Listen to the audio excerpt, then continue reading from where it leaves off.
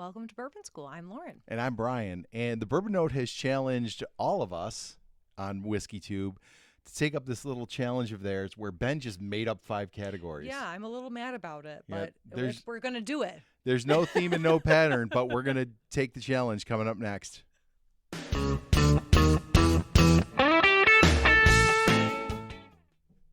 Okay, so Brian, let's start with category number 1, which is an unpopular opinion. I think we're all familiar with this concept, right? Yes. Like, people who really like, I don't know, those dill-flavored Lay's potato chips. Yeah. Actually, Oof. I think those are good.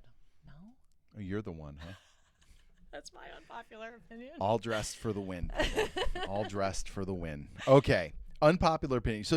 So real quick, Ben and Greg on the Bourbon Note came up with this list of 5 categories that are kind of random, but they're all very interesting. Yeah. And I mean, there was certainly some debate in my head about what I was going to pick. Yeah, we actually did do. I mean, I worked for a week on this list. I didn't work that long. Some worked less, but okay. I'm a bad student. Anyway. Sorry, Brian. So, Ben's first pick is an unpopular opinion, or first category. So what is your unpopular opinion, Lauren? Well, I think Blanton's is overrated. So this is my unpopular opinion. I mean, listen. Bring the hate. We feed is it off good? Of it. Of course it's good. Yeah. But, is it worth the amount of money people spend on it? Yeah. I don't think so. Okay, so that's my unpopular opinion. Especially when you get into the secondary market, it's oh my it's gosh, ridiculous. Yeah. Well, I can't find it anywhere on the shelves. Right. Can you? Well, we got this. I got this at the store up the road, Oh, but I paid excuse more. me. I paid $75, so it was more Have than you retail. seen any but since? No. Okay. No, it's hard Unpopular to find. opinion. This stuff's a little overrated. So my unpopular opinion is going to cause the Buffalo Trace crowd to come at us with the pitchforks and the torches. You are all aware I have this opinion. Ah! It is about Weller. I'm not going to call it bad. I'm just going to tell you there are so many better bourbons you should be out there searching for and spending your money on than any Weller product. Now, if this was my only bottle I've ever had, that would be one thing, right? Yeah, right. I've had the Special Reserve. I've had the Full Proof. I've had the Weller 12. So and you've I've done your research. And I've had a single barrel. And you don't like any of them. They are all solidly underwhelming. I just don't get it on Weller. I will not get it on Weller. It makes no sense to me that people spend the money they spend on these bottles and hunt and wait in line for this bottle when I would much prefer, if I want a wheated bourbon, I would much prefer getting a Larceny Barrel Proof or even a Maker's 101 or a Maker's 46 over this. All right. Next category is a bottle you changed your mind on. Okay. Do you want to go first? I will, yeah. So I think originally I really did like the Knob Creek single barrel. It's not here, but it's here in spirit. Okay. And if it was here, I would push it out of the way because it is a little too hot for me. Yeah. I think that if you were to just bring it back to the Knob Creek 9, I much more prefer 100 proof. Yeah. Yeah. A little less proof on it, and maybe I just had a bad experience with the. Who knows? Do you recall? I don't recall. I have no knowledge of this. I would say instead of buying the higher proof, I really like the Knob Creek 9. That's a solid pick for me. Yeah. And the Knob Creek 12 is amazing too, which we've covered several times here. Okay. My bottle I changed my mind on. I actually, instead of doing a bottle, I kind of went with a distillery. So I hope that's okay. You should see how Greg changed these categories so I don't feel bad about tweaking one a little bit. Mine is Jack Daniels. And we've said this before, way back when we did our Jack Daniels tastings.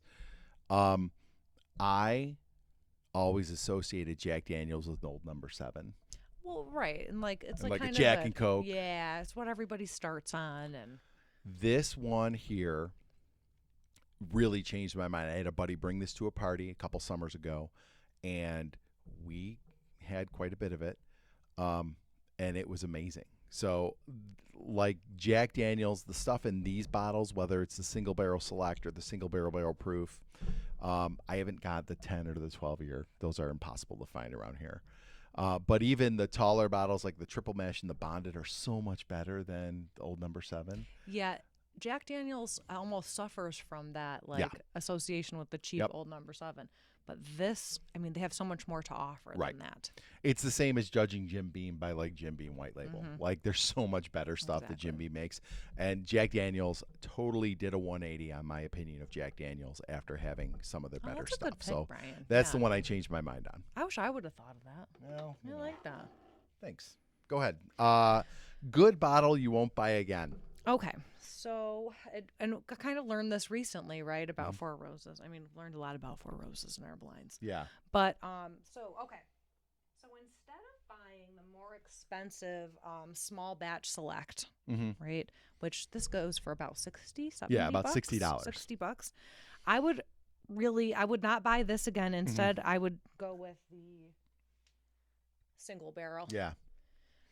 This is just it. I mean, it won out in our blind, and it's just not. I mean, it's like a $10 difference or Yeah. so, but this one's better. Yep. And so, if you're gonna go for a little bit cheaper and a little easier to find, I go with this one. Yeah. And I think that's. I mean, it bared out in our blind. Yeah. The single That barrel was the one. Clear, yeah. It by was a better. lot. Yeah. Yeah. And all right, mine. I think I might break your heart on this one. Well, is it Old Forester? It's an Old Forester. So this is the second Old Forester that kind of has some negative. Disappointed, yeah. Yeah, and I don't think it's disappointing. 1910, I don't consider it disappointing. I don't consider this a bad bottle at all. I have enjoyed this bottle thoroughly. Okay. I have and it's excellent to make the 1915 out of, and that might be the only other time I buy it is to make some 1915. What for me, I think that Woodford Double Oaked is way better. I think it's a better double oaked bourbon. I think it's sweeter. I think it's got a better flavor profile than the 1910. And for me, I don't see a need to have this on the shelf if you've got Woodford Double Oaked on your shelf. Okay. So that makes sense. good bottle, but I just don't see the necessity of having that and double oaked on my shelf when I think double oaked is better. Makes sense. Yeah. All right. Okay, our next category is what you would replace an allocated bottle with. Okay. Which I think maybe this is my favorite category because it's just so hard to find some of these bottles. So what's a good replacement for Yeah. them? So you were kind and generous enough to bring me back the single barrel strength Yeah. special private selection. And you can tell because of this strapping leather. That leather, you know, yeah, well, it really adds a lot of elegance to It's this, very doesn't it? special. It's very fancy. Yes. Now, this is a delicious bottle, and I will never tell you not to get it if you Right. see it. But it's hard to find.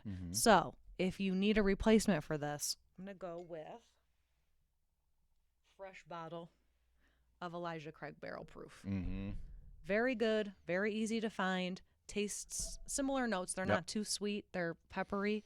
But this is just going to be way easier for you to find than those single barrel bottles. And I think you're getting more age on that. You're getting about the same price unless they're upcharging you. Yeah. Those are about $70. That Four Roses we got was 70. So we're the proposition price wise is the same. And yeah, I think it's a better bottle for sure. Okay, so what would you replace? Tell us. Okay. You put the Blantons up here I and let's sure trash that a little more. It's coming up again. Yep. So, like, to me, I think the Blantons is the quintessential allocated bottle. It's the Yes. one everybody wants because it's a little horsey, and Overrated, it's you know. almost impossible to find depending on where you are. Okay, so I have actually two recommendations for a single barrel that I prefer over Blantons. Okay. So the first one should be relatively easy to find no matter where you are, and that's a Russell single barrel. They're incredibly delicious. They are very reasonably priced. Around me, we're getting them for about $65. Okay. So that's less than I Oh, paid yeah, for that certainly. Blanton's. And they are a very consistent single barrel. I've had some picks as well that are really good. You might pay a little bit more for a pick than you would for just the standard single barrel, but they are delicious. I would take this over Blanton's for sure. And then the one that's maybe a little bit tougher to find, but I think is also a really nice single barrel is Baker's. And these ones are age stated. Mine is 8 years and 7 months. So you get a little, Nice. you get a little age on this. This one's around 70. And I feel like this was a little harder to find, but I am starting to see it at more stores around here just on the shelf. So I think there may be becoming a little more available. But I think either one of these is a nice option that you can find compared to Blanton's, where generally you can't, and if you do, you pay a lot more for it. Yeah, for sure. All right. Okay, so the last category is best and worst stats versus price. Right. So what's a great bourbon that's it might have higher proof, higher age, where you're looking to pay a little bit more but has a great price and tastes great, versus, you know, low age, low proof, expensive, kind of not worth the price, overrated. Yeah, and underwhelming probably. Underwhelming, yes. Okay, so for my best stat, I picked Old Granddad 114 because you can find this anywhere. I mean, it's everywhere I go. Yeah. And it's really not expensive. I think it's like around $20, 25. Yeah, like 25. Yeah. Although the store, our local store, one of them just got some in, and it's 35 now. Supply and demand, baby. Hearing me, okay? Because I've been bragging about this for a while. I love my Old Granddad. But still for $35. Yeah, no, it's really, really good. So you're getting the age and I don't know if this is age stated. Probably not. Probably not, but it's 114 proof. It's affordable and it tastes great. I love the peanut flavor. It's delicious. Yeah. So that was mine. Do you want to do your best? Sure. We'll end with our worst. I will end with our worst. Okay, my best stats, and I guess this is one because we really do love MGP, and there's a ton of them out there, and there's a lot of MGP bottles that are higher proof but are a lot more expensive. So I went with Doc Swinson's Blender's Cut. It is, I think, 115 proof, and it's 5 years old, so you're getting some age on this, and it's $50 anywhere. Obviously more than Old Granddad. But when you compare this to something like Smoke Wagon Uncut Unfiltered, which is getting close to $80 now, and I will tell you, I don't find a tremendous difference between those two. And even a Penelope a barrel strength Penelope at $65 or $70, I would choose this. And we love Penelope too. But I think this Doc Swinson's, I just think they know what they're doing with that blending. And I think if you're going to go buy some MGP, high proof MGP, this is a really nice one to get for $50. And I think it's got, an impressive age statement and proof for what you're getting. So in spite that's of the mine. wine bottle? Yeah, that's all right. It doesn't matter. It's just what's inside. No, I think it's a nice bourbon. So I like this one. All right, are you ready to end on a negative note? Yeah, let's burn it down with some negativity. What do you got? Worst stats versus price. All right, so I had a bottle of Orphan Barrel Rhetoric, and I think I've mentioned it before on the show. We drank it on New Year's. It's a very expensive bottle. You drank the whole bottle on New Year's. Yeah, it wasn't just me. Okay. Yeah, I know. No, I know. And it's a pricey bottle, and I just didn't. We drank it like you could, like Old Number 7. Yeah. Not that it tasted like Old Number 7. It was really good, but it just was not worth that price point. Yeah. Not for the product. Like I really want to be blown away for a $400 bottle. Yeah. And I wasn't. It's a baller move though, to drink a whole bottle of $400 bourbon in one night and be like, I didn't even like it. That's baller as hell. I like it. Well, thank you. Thank you. No problem. All right, mine, I actually am not going to this is not earth-shattering. I'm actually agreeing with Troy from Baker Drinks on his pick, because this is one of those bottles that you look at and you look at the stats on it and then you see the price and you're like, what? That meme of the guy who's like that. I'm going to put it up on the screen. That dude, I'm making that face right now.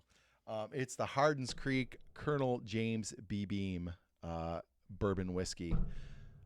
I know they're doing a thing with this, and they're taking the whiskey and like showing you how it ages, and they've got different. There's like a 12 and a 15. They've got other bottles of this. The problem is that this bottle is 2 years old. It's 2 years old. It's only 108 proof, so it's not like it's some crazy barrel strength bourbon. And this is like $85 a bottle. This cost $85 for this little snappy leather thing? The leather thing is nice, but what if I told you it's aged 2 whole years? Yeah. Oh, yeah. Yeah, no, it's that's not old enough. This one makes no sense to me. And there are some other ones that I thought of about this, but I really did like look at my shelf, and this one popped out to me, and I was like, man, it doesn't make sense. We did a 30-second review on it, and we honestly said like Old Tub for $20 a bottle. Yes. Yeah. Is kind of, it's like doing the same thing, and it's 4 years old. It's bottled in bond, but it's got that same peanut butter kind of flavor profile. I just don't get this one. Like, this is for, I think, a collector who wants to have that whole lineup, and maybe not for the average bourbon drinker who just wants something to sip on. I just don't see the value in this. So, all right. Yeah. All right. That makes sense. So there it is. We have completed the Bourbon Notes challenge. We did change we changed. We adjusted for our own, Yeah, like a little Greg, bit. a la Greg. Yeah, right. Yeah, it was definitely very Greg Inspired. Influenced. Yes. Yeah, we changed things up just a little bit, but so that was fun, and we appreciate you guys like tagging us and challenging us to it, and we can't wait to see some other people do theirs. I know they actually challenged some pretty big channels. Did so they? I'd be interested love to to see see that. if those folks will take it up. That'd be fun. Maybe we can come up with like a challenge of our own. I think we should. I think we need to. Definitely. It's already happening right So in coming videos, we're going to make up some weird, disjointed, unthematic challenge and have everybody do it as well. So look forward to that, everybody. All right. So if you liked our video today, don't forget to like, subscribe, share, and ring the bell for notifications. So you never miss another episode of Bourbon School. Don't forget to go check out our Facebook community, the Bourbon School community. We are hopefully at this point over 200 members, but we are growing. And there's a lot of great people there. We've got some other YouTubers there that are group experts. Lauren and I are there, and it's just a great place to talk about bourbon and what you're drinking and what you're finding out there, and just connect with some great people. So go check it out. All right, Brian. Cheers. Cheers.